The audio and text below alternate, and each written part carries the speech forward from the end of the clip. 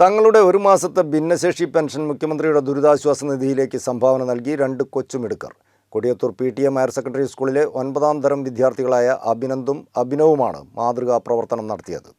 വയനാടിലെ ദുരന്തബാധിതർക്കായി മുഖ്യമന്ത്രിയുടെ ദുരിതാശ്വാസ നിധിയിലേക്ക് സംസ്ഥാനത്തിൻ്റെ വിവിധ ഭാഗങ്ങളിൽ നിന്നായി സഹായങ്ങൾ പ്രവഹിക്കുമ്പോൾ ദുരിതാശ്വാസ നിധിയിലേക്ക് തങ്ങളുടെ ഭിന്നശേഷി പെൻഷൻ നൽകി മാതൃകയായിരിക്കുകയാണ് PTM ഹയർ സെക്കൻഡറി സ്കൂളിലെ 2 കൊച്ചു മിടുക്കന്മാരും.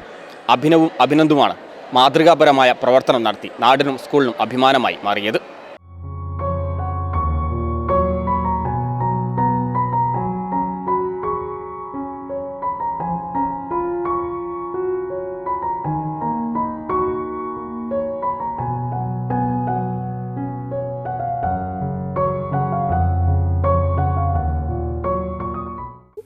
പരിമിതികൾക്ക് മുമ്പിൽ പകച്ചു നിൽക്കാതെ എങ്ങനെ അതിജീവിക്കാമെന്നതിൻ്റെ ഉത്തമ ഉദാഹരണമാണ് കൊടിയത്തൂർ PTM ഹയർ സെക്കൻഡറി സ്കൂളിലെ അഭിനവും അഭിനന്ദും.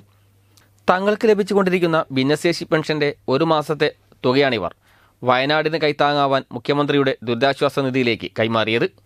കൊടിയത്തൂർ PTM ഹയർ സെക്കൻഡറി സ്കൂളിൽ നടന്ന ചടങ്ങിൽ ET മുഹമ്മദ് ബഷീർ MP തുക കൈമാറി.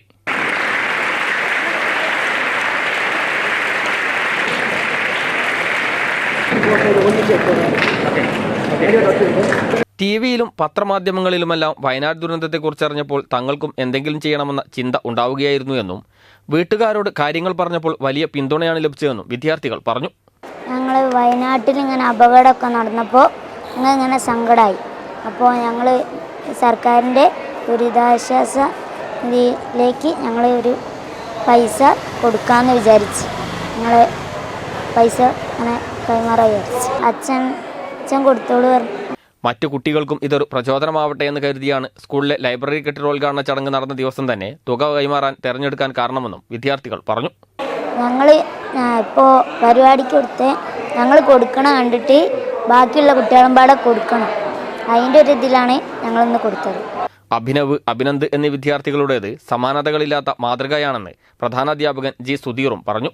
നമ്മുടെ പ്രിയപ്പെട്ട അഭിനവും അഭിനന്ദും ഇന്ന് രാവിലെ സ്കൂളിൽ വന്ന ശേഷമാണ് അവർക്ക് ഇത്തരത്തിലുള്ളൊരു ആഗ്രഹമുണ്ട് എന്ന് അവർ പ്രകടിപ്പിച്ചത്. ഞങ്ങളെ സംബന്ധിച്ചിടത്തോളം വളരെ സന്തോഷമുണ്ടാക്കുന്ന ഒരു കാര്യമാണ്.